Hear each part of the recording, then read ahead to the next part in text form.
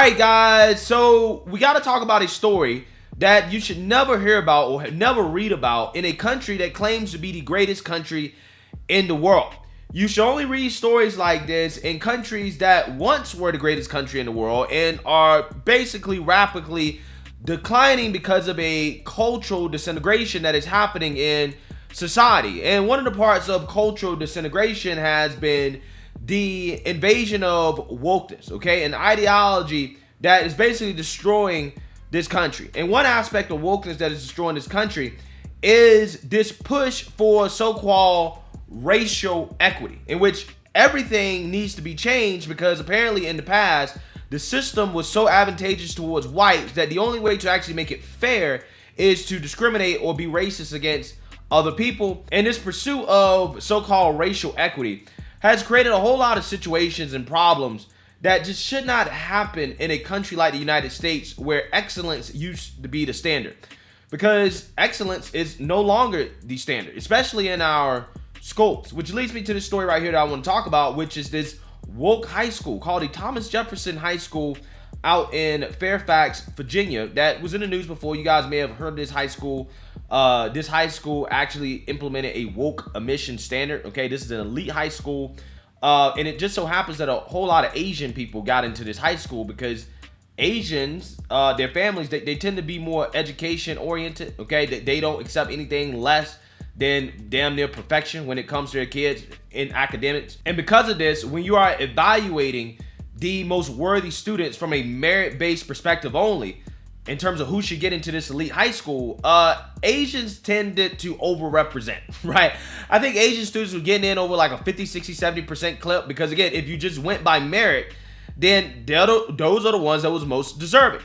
But apparently this was a problem, right? The school saw this as a problem, and then they implemented a woke mission standard, including getting rid of standardized testing and considering other things like socioeconomic factors to help so-called black and brown people get into the school more, because apparently black and brown people are too dumb to compete with Asians, right? So I'm just giving you guys some background on this high school. Asian parents have come out and rightfully sued this high school, basically saying that this policy discriminates against Asian Americans, and rightfully so. However, parents are upset and outraged again at this high school as they turned up wokeness to a whole nother level. As allegedly the high school is now not telling students about their merit awards, okay? That their merit awards that they get, through certain organizations and whatnot, they're not telling students about it because they don't want to hurt kids' feelings when they don't get an award. No, I'm serious. I'm dead serious. This is exactly what is allegedly happening at what is allegedly one of the most elite high schools we have in our country. Take a look. School in Northern Virginia hasn't been announcing national merit scholars for years. Yeah, families are now rallying, calling on the principal to face repercussions, demanding answers as to how and why this even happened. Yeah, our Sierra Fox is outside of Thomas Jefferson High School for Science and Technology in Fairfax County with more. Sierra? Robin Sharon, can you imagine earning a prestigious award and never being notified about it? Well, that's what happened to nearly 1,200 students here at TJ who never found out they were National Merit Scholars. Parents are absolutely outraged. Taking away that kind of motivation in the middle of that hard work, I think is a criminal act. I mean, I know when I say criminal, it just sounds very animated, but that is nothing short of that.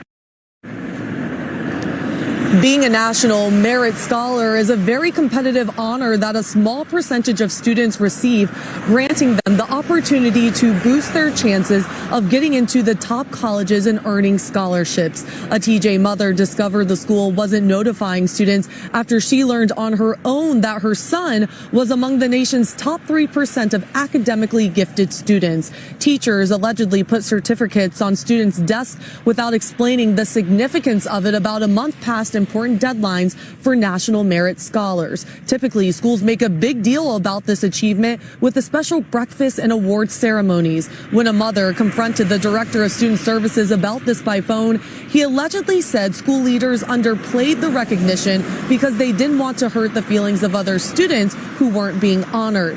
Parents believe students should receive equal opportunities, but that doesn't necessarily mean equal outcomes. The role of these educators is to have children achieve their full potential, not to limit their potential. That's what they've done. They've betrayed the trust of our community. They cannot be trusted. I cannot trust them with my child. Tough to hear. Fairfax County Public Schools says they are looking into this matter and will make sure students are properly notified of their national merit scholarships in the future. We have the full statement on our website, fox5dc.com. Back to you. All right, Sarah, thanks. Let's hope those students get the recognition they deserve. All right, so you seen that, you heard that. Okay, this is a damn shame. This should never happen in a country that, again, claims to be the greatest country in the world. Because, honestly, when it comes to academics and education, we're simply not the greatest anymore, right? We're not the best, we're not the brightest, we're not the smartest, because we're not pushing our kids to be the best, the brightest, and the smartest anymore. We're telling them that, hey, you know what, your feelings are much more important, or not getting your feelings hurt is much more important than actual academic achievement and competition and merit, right? I mean, this high school went out of their way to not tell students that, hey, you have a national merit scholarship, like you have a national merit award. This is something you should be proud of. This is something that should be celebrated, so that other students are motivated to try to achieve, you know, what you did. No. We're not doing that anymore. We're basically going to just not tell them at all because, again, we're afraid that other kids might get their feelings hurt. Again, this is the softest generation ever. Okay, and you guys know what they say about soft men, right? I mean, we're talking about soft women too. When I say soft, I mean weak, right? Because I believe weakness and softness is probably interchangeable here, but more so, again, this is weak. Okay, this is weak. But you know, soft people, right? You're gonna bring hard times. We have hard times ahead of us in this country because we have the softest generation ever in young people. Okay, they don't know anything about adversity, right? They don't know anything about getting their feelings hurt, about, you know, overcoming stuff and grinding and, you know, hard work. They don't know anything about it because they're not expected to, right? They said that's for whites. That's for white people, right? So with that being said, again, all you gotta do is just look at some of the numbers here, right? I got this article right here from Pew Research Center. U.S. students' academic achievement still lags that of their peers in many other countries. So as you can see here, according to this standard right here, and this was 15-year-olds taking the 2015 Program for International Student Assessment. The U.S., we were in the middle of the pack. Middle of the pack, right? 15-year-olds are basically freshmen in high school. Middle of the pack, right? Again, this is terrible. This is shameful when it comes to a country that has so much resources for education, right? You can't tell me we don't put more resources in our education for kids than, you know, countries like, I don't know, Portugal, right? Which apparently outranked us in science, okay, on this particular test.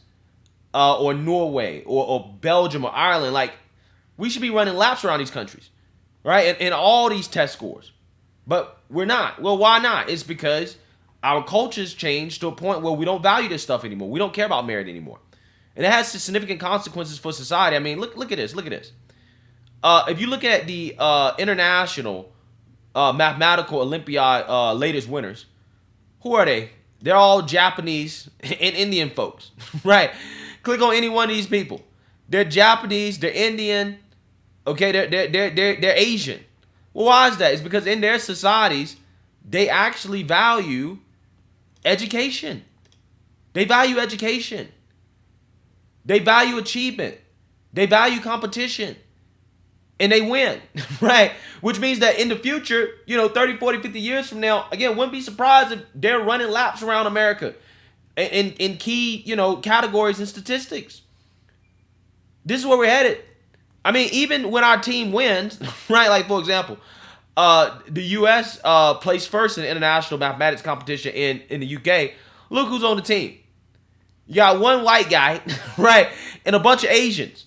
Males on top of that, too. Right? Tells you everything you need to know. Yeah, well, why is that? It's because people from those countries value education. They value competition. They value merit. This is why they win. So, with that being said, again, this is like the equivalent of corporate America not giving out bonuses to the best workers, right? So if you're a good worker and they say, hey, we're not giving you out a bonus because we don't want to hurt other people's feelings, then why would you work hard, right? Why would you work hard? You wouldn't. Why would you want to get a promotion if you're not getting rewarded for it? You won't. Again, what incentive do you think that this creates for students if you're like, oh, we're not going to tell you if you get a merit award? The whole point is for competition. The whole point is to work harder. You know, I went to, one of these so-called elite high schools, right? When I was in high school. And, when somebody got into a good university like Harvard or, a Yale or some Ivy League university, that was celebrated, right? It was one of those things where you're like, damn, like, I wish I worked as hard as that person did. Damn, I wish I, had gotten to school. I wish I did the things they did. I wish I volunteered as much. I wish I did this. I wish I did that. That's the feeling that you got. You got a feeling of, wow, I should have worked harder. That's a good thing. It's not a bad thing, right? It doesn't matter if your feelings get hurt. And there was times where people cried. I've seen kids cry because they didn't get into, the elite school that they want to get into. Even though they thought they deserved it, they didn't get into it.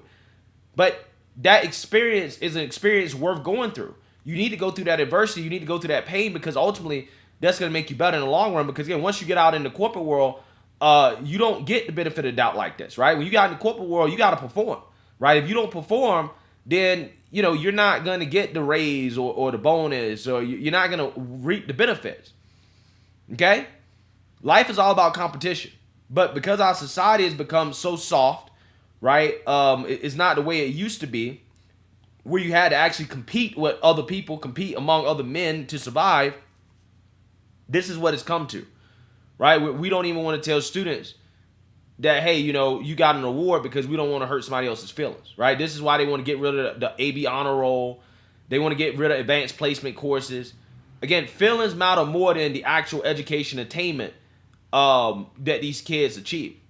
And ultimately, when you're holding back the best of the best, simply because of people who simply are not as good, okay, or don't want to compete, ultimately what that does is that hurts society as a whole. That's how you get less scientists, less doctors, less, people who are at the highest levels in academia across the world, because we're not producing the best students anymore. And that's the problem. And that hurts us long term as a country when it comes to technological development and just general achievement. It really does.